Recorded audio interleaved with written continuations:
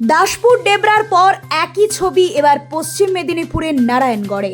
টানা বৃষ্টিতে বেহাল অবস্থা রাস্তার।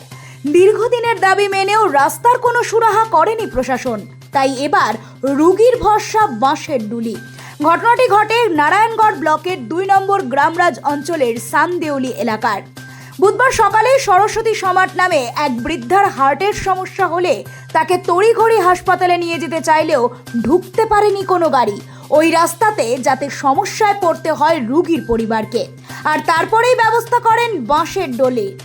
বাঁশের ডুলির ওপর ভরসা করেই কোনো রকমে জাতীয় সড়কে নিয়ে এসে গাড়ির ব্যবস্থা করতেই মেদিনীপুরের স্পন্দন নার্সিং হোমে ভর্তি করা হয় রুগীকে। ওই এলাকার একটাই মাত্র মূল রাস্তা, কোথাও যেতে হলে ভরসা এই রাস্তা। আর সেই রাস্তায় দীর্ঘদিন ধরে ঠিক এমনই বেহাল অবস্থায় পড়ে রয়েছে। কবে হুঁশ ফিরবে প্রশাসনের, সেই দিকেই তাকিয়ে রয়েছেন এলাকাবাসী।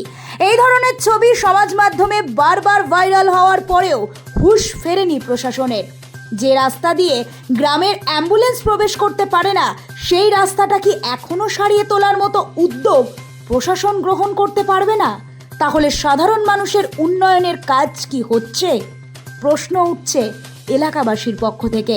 আমরা এসসি সম্প্রদায়ের লোক, 25টি পরিবার আমাদের এখানে বসবাস করে।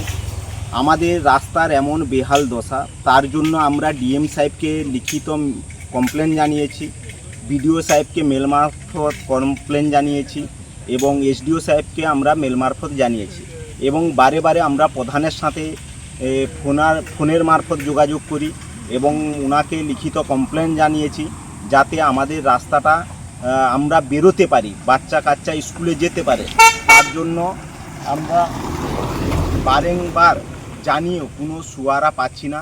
আমাদের একই পাড়াতে আমরা এসসি সম্প্রদায়ের লোক, একজন অসুস্থ হয়ে গেলে তাকে খাটে করে আমাদেরকে বয়ে আনতে হয়। বাচ্চা কাচ্চা সাইকেলে যে যাবে সে মতো অবস্থা নেই। এই মতো অবস্থায় আমরা অসহায় ফিল করছি। আমরা কোন রাজ্যে বাস করছি যেখানে একটা রুগীকে কাঁধে করে বয়ে নিয়ে যেতে হচ্ছে?